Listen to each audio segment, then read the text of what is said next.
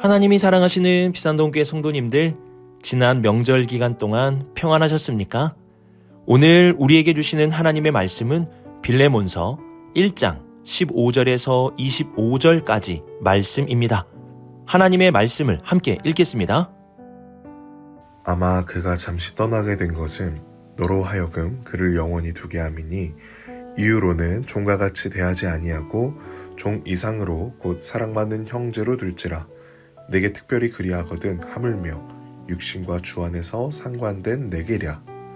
그러므로 내가 나를 동역자로 알진대 그를 영접하기를 내게 하듯 하고, 그가 만일 내게 불의를 하였거나 내게 빚진 것이 있으면 그것을 내 앞으로 계산하라.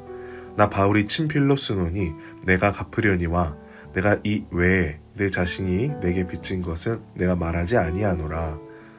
오 형제여, 나로 주 안에서 너로 말미암아 기쁨을 얻게 하고 내 마음이 그리스도 안에서 평안하게 하라. 나는 내가 순종할 것을 확신함으로 내게 써노니 내가 내게 말한 것보다 더 행할 줄 아노라. 오직 너는 나를 위하여 숙소를 마련하라. 너희 기도로 내가 너희에게 나아갈 수 있기를 바라노라.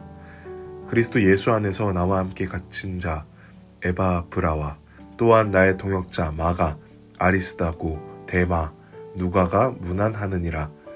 우리 주 예수 그리스도의 은혜가 너희 심령과 함께 있을지어다. 아멘. 기도하겠습니다. 사랑의 하나님 아버지, 명절을 잘 보내고 우리의 일상으로 돌아가게 하심에 감사를 드립니다. 주어진 삶 속에서 더욱 정직하고 투명하며 올바르게 일하고 살아가는 우리 모두가 되게 하여 주옵소서.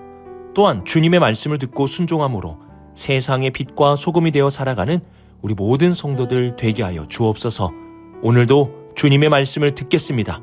이 모든 말씀 우리 주 예수 그리스도의 이름으로 기도드립니다. 아멘.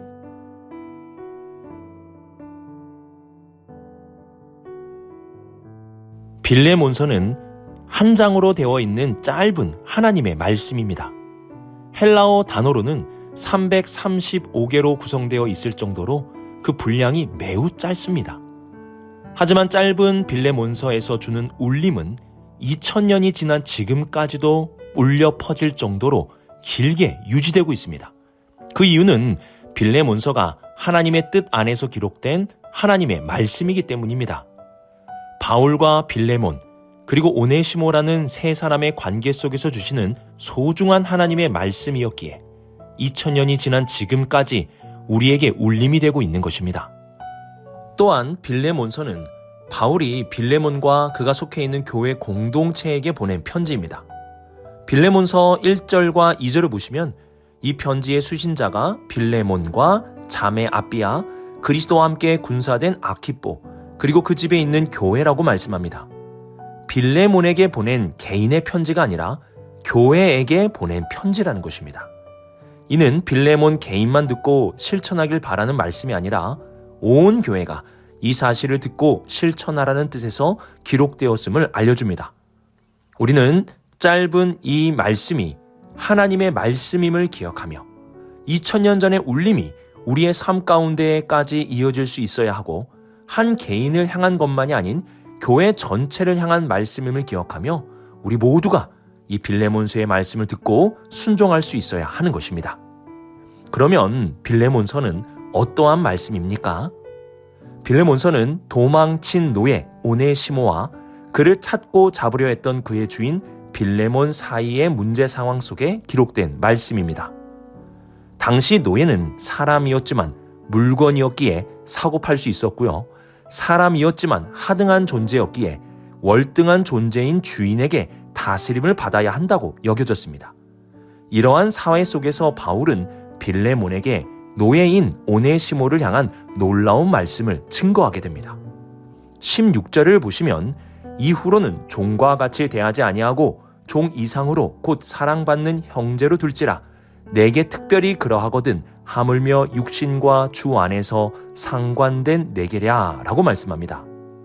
바울은 노예인 오네시모를 종과 같이 대하지 아니하고 종 이상으로 사랑받는 형제로 두라는 말씀을 전합니다. 중요한 것은 이후로입니다. 여기서 이후가 되는 기점이 언제입니까? 바로 예수 그리스도 안에 있고 난 이후를 말하는 것입니다.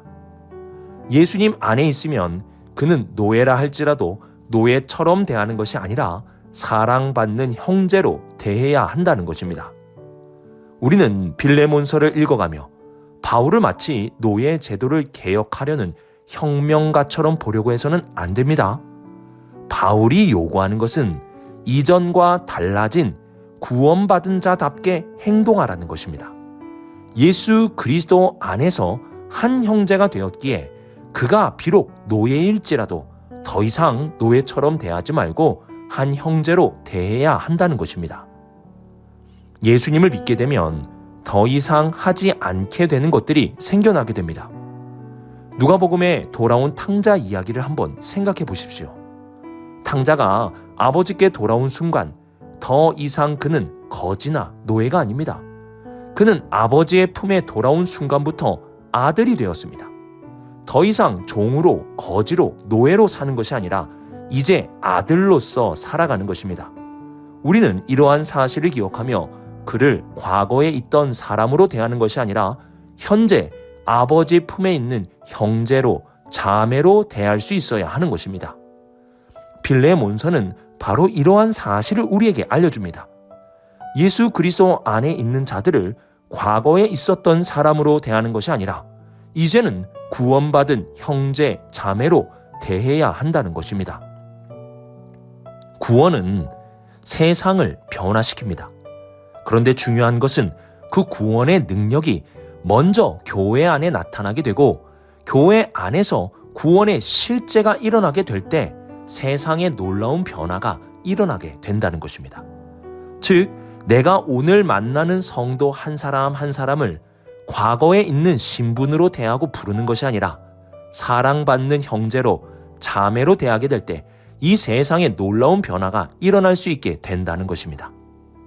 멀리서부터 세상을 바꾸려 하지 마시고 우리에게 일어난 놀라운 구원의 실제를 순종함으로 교회 안에서부터 나타나게 해야 하는 것입니다.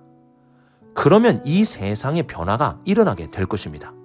그래서 교회가 변화되어야 세상도 변화될 수 있는 것입니다. 가까운 성도 한 사람을 형제로, 자매로 받아들이십시오. 그러면 이 세상에 일어나는 수많은 갈등과 다툼의 문제를 해결할 수 있는 길이 열리게 될 것입니다.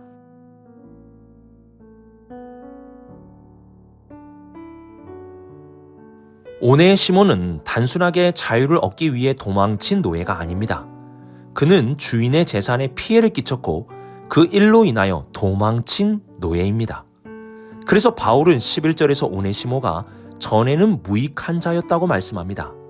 그는 무익한 자로서 주인에게 피해를 끼친 노예였습니다. 바울은 이러한 오네시모가 끼친 피해에 대해서 18절을 보시면 자신이 변상하겠다고 말씀합니다. 그리고 이 부분에 대해 19절에 한 번 더 나 바울이 친필로 쓰나니 내가 갚으려니와 라고 반복하며 변상할 것에 대해서 강조하며 말씀하고 있습니다. 바울은 오네시모가 끼친 피해를 기꺼이 자신이 변상하겠다고 말씀합니다. 왜 바울은 오네시모가 일으킨 피해를 변상하겠다고 말하는 것일까요?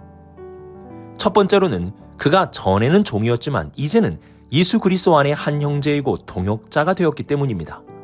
그래서 그가 지은 죄에 대해서 형제이며 동역자인 자신이 대신 변상해 주겠다는 것입니다. 두 번째로는 이전에는 오네시모가 무익한 자였을지 모르겠지만 지금은 예수 그리스도 안에 유익한 자가 되었기 때문입니다. 13절을 보시면 오네시모는 복음을 위한 중요한 일꾼이 되었음을 알려줍니다. 그는 이제 복음을 위한 유익한 일꾼이 되었습니다. 그래서 이 소중한 일꾼을 잃어버려서는 안 되기에 바울이 대신 갚겠다고 말하는 것입니다. 마지막으로 20절을 보시면 이 일이 너로 말미암아 기쁨을 얻게 하는 것이 될 것이라고 말씀합니다. 오네시모의 잘못을 용서하고 그를 다시 바울에게 보내어 복음을 위한 사역을 하게 하는 것이 빌레몬의 기쁨이 될 것이라는 사실입니다. 바울은 오네시모를 위해서만 배상하겠다고 말하는 것이 아닙니다. 바울은 사랑하는 빌레몬을 위해서 그가 기쁨을 얻게 하기 위하도록 기꺼이 배상하겠다고 말하는 것입니다. 우리가 사는 세상은 돈을 가장 중요한 것이라고 여기며 살도록 만듭니다. 돈이 최고라고 말하죠. 그런데 바울의 모습을 한번 보십시오. 돈이 최고입니까? 아닙니다. 돈보다 사랑하는 믿음의 형제와 동역자가 더 중요한 것이었습니다. 그를 위해 기꺼이 물질을 흘려보내겠다라고 말씀합니다. 또한 돈보다 복음이 더 소중한 것입니다. 복음을 위한 일꾼이 나타나게 되었는데 그를 위하여 기꺼이 물질을 흘려보낼 수 있다라고 말하는 것 아니겠습니까? 그리고 바울은 돈보다 상대방이 기쁨을 얻는 것이 더 중요하다고 말씀합니다. 그 사람이 기쁨을 얻을 수 있도록 기꺼이 물질을 흘려보낼 수 있는 것입니다. 돈은 중요합니다. 하지만 그 돈이 우상이 되어 내 자신만을 위하여 사용한다면 그 돈은 결국 나의 모든 것을 잃게 만드는 걸림돌이 될 것입니다. 돈을 오네시모를 위하여 기꺼이 흘려보내는 바울의 모습을 기억하며 물질 만능주의의 세상 속에 살지 마시고 돈보다 더 중요한 것이 있음을 기억하며 물질을 기꺼이 흘려보낼 수 있는 우리 모든 성도님들이 될 수 있기를 주님의 이름으로 축복합니다.